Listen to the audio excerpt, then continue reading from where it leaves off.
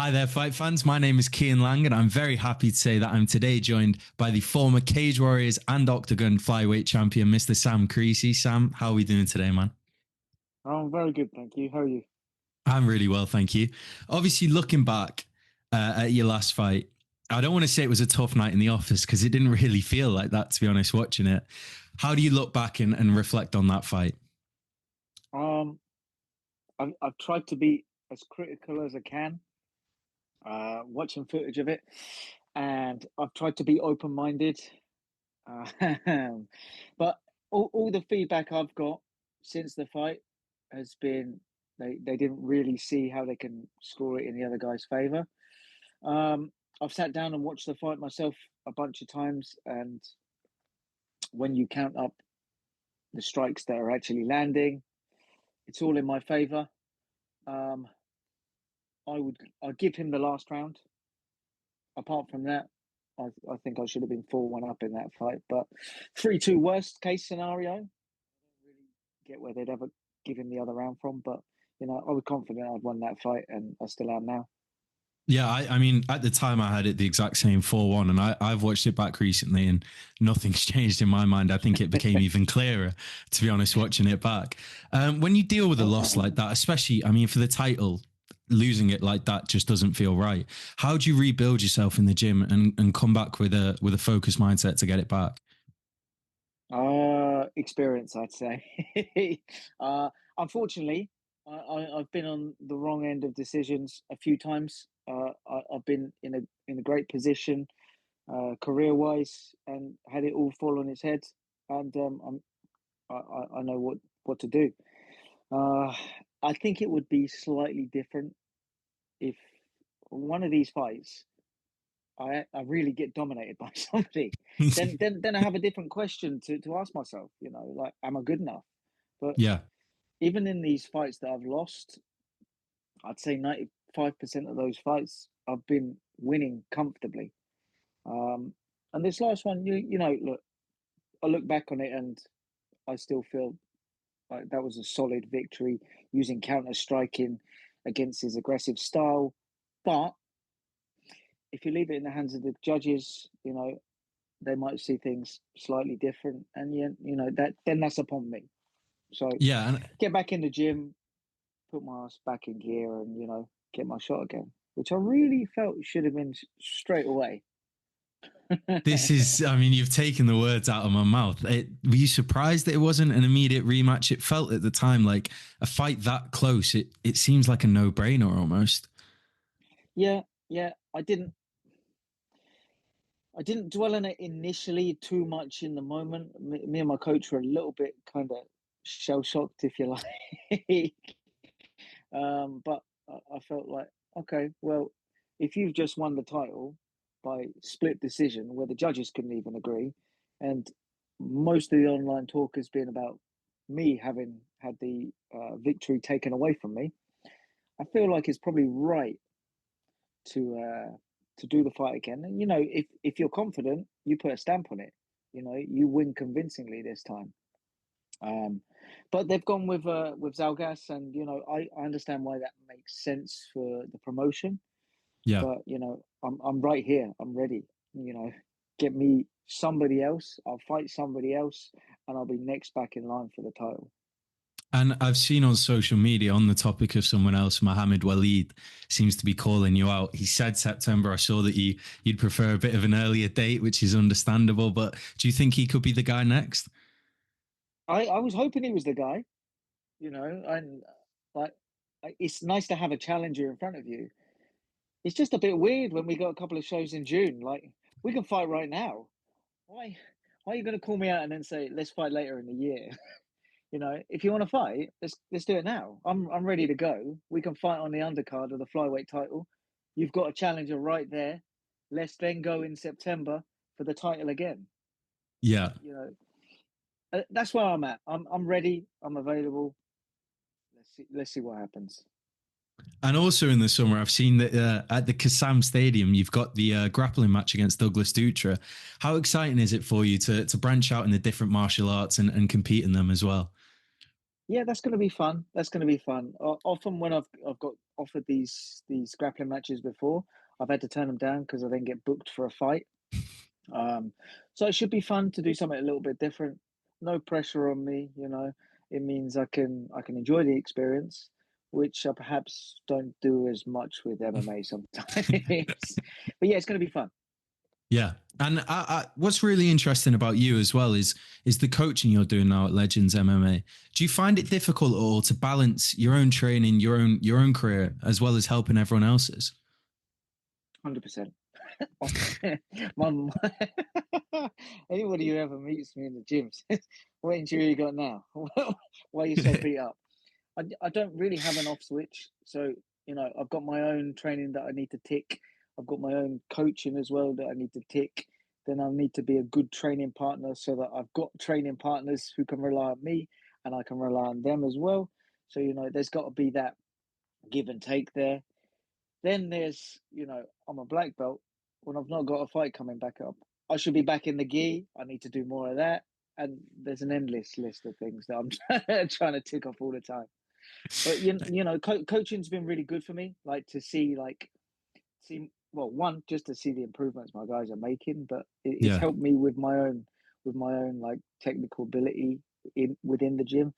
I might not always be able to pull off all the things that I teach everybody, but I know that they're going to go and give those guys some knowledge they can fall back on again in their own games. Yeah. And with that, do you find that teaching these guys you're picking up on new skills even so deep into your career? I mean, you've been fighting since I think 2009 is your first recorded amateur fight. I'm sure there's some before that as well. Do you find that you're still picking up new skills, new methods of training even at this point?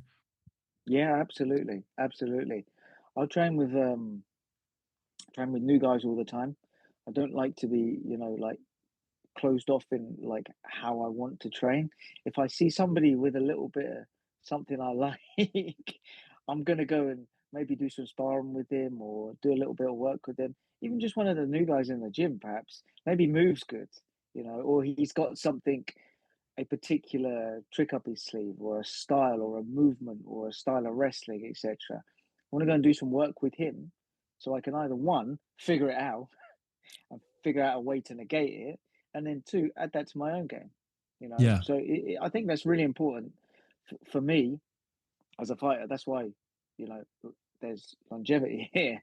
I didn't always fight in the style I do now, and I've got a book of 100 of pages of different styles that I can possibly go to in a fight or in a fight scenario that will get me out of trouble.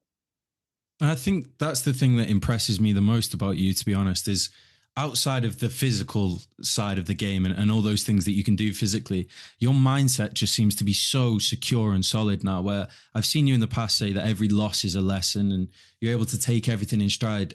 How do you think it's got to that point? Is it just the experience of being there and doing it, and you've kind of experienced everything a fighter could? Yeah, a little bit of that, and that all definitely plays into it. I think a massive part of it is being such a late comer to the sport. It meant that I needed. We didn't have a coach like initially, so it was kind of get yourself out there, learn as much as you can in the gym with training partners, and then go and book competitions. Let's see what happens. Sometimes it went well, sometimes it went, less so. But all of those things were like really good learning experiences for me. Then I can bring back, teach the guys, now who don't have to then go through the same mistakes that I've done over the years. And it's always been like I'm still learning now. We're still playing around with new stuff on the pads all the time with my coach. Jiu-jitsu, I'm always picking up something different. The wrestling, even just the movement on the feet, the footwork, watching somebody with a different style and thinking that looks really smooth. That looks really like, hypnotic, that movement, that rhythm he's got. Let me figure that out and see how he's using it so well. But that's what's kind of again giving me that longevity to my career, I think, is this I'm always looking to take experience from uh from like every moment every moment in the gym, every fighting scenario. and then give that back to the students that I teach now. Well, I mean, you mentioned the footwork there. I think that was on full show in the last fight. I don't think you hardly got touched the whole time. So it's clearly Uh, paying off in the cage. But yeah, enough about that. Moving over to Octagon. Obviously, every fighter that signs for Octagon and that has it had that experience in other promotions and then they come over, they seem to all say about the promotion that the company does, first of all, on social media is incredible. And the energy from the crowds on the night is incredible. What have you experienced with Octagon and how different is it to any promotion you've worked with? Yeah, it's different. It is different. I see it even just from. I've watched them for a long time. I've Yeah. known about them when they were much. I say much smaller. Even when they were much smaller, they still have massive crowds, but they were, just based, in the Czech at the time. So I've seen some of the crowds they were bringing back then. I've seen some of the weigh-ins now where they've got so many people just turning up to a weigh-in to come and scream and shout and be part of this big event. And you see the stadium shows they're doing. You see whole families of people there, and it's nice. It's nice. It's nice to be part of something like that. It's hard to replicate in the UK. You know, I Yeah. I struggle to see the same atmosphere that we can create from an MMA event in the UK that they do on a regular basis over there, and it's a really really enjoyable thing to be part of. With the booze, with the cheers, but like they go with time, right? And to just try and soak in the atmosphere. Yeah. And do you think that's something that you're able to do now when you're fighting, is be able to reflect and look back and have pride in what you've accomplished so far? Because I see a lot of guys where they're not able to do that. They're so in the moment. Yeah, I'm not really very good at that, to be quite honest. I try every time I try to be like to take it all in, to be more present in the moment. Um, and I get to the fight, and I'm like, all right, I'm gonna zone out now. I just put my head put my head down, read my book, hide away. Nothing's happening. Okay, half an hour before the fight. All right, cool. Let's get up. Let's start warming up. Let's go fight. But I do try to be more present in the moment. Like we had the ceremonial weigh-ins for my last one, and that was cool with the press conference and stuff, and like chatting back and forth with the interviewers, and then seeing the crowd there and interacting with the crowd is cool. Um, but it's something like most fighters probably need to work on, is that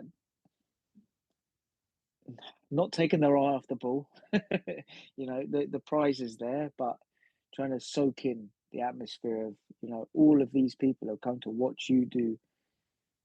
Put your body on the line here and put your ego on the line, and go out there and try and perform.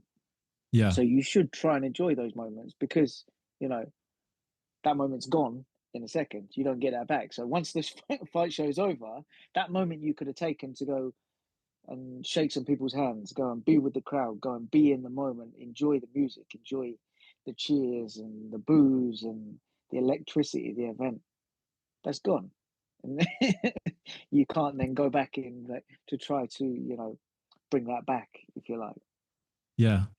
I think it's an incredible mindset to have, man. And I can't thank you enough for your time today. I've just got one more for you. Your nickname is one of the more interesting ones I've seen. I'm sure you've been asked about it before. It's Ori in some place, and then when it's announced, it's Samurai. I think the Octagon announcer does. Where did this come from? Because I love it, man.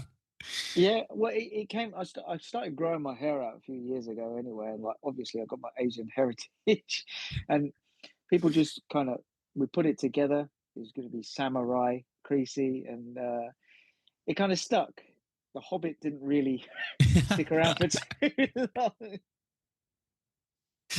Yeah. It's kind of stuck, and I've got to keep the hair until I retire. There you go. I think it's a little bit of an upgrade over the Hobbit.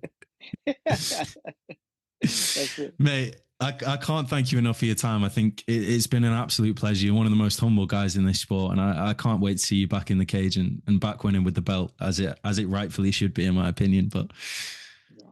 Thank you so much, mate. I appreciate you.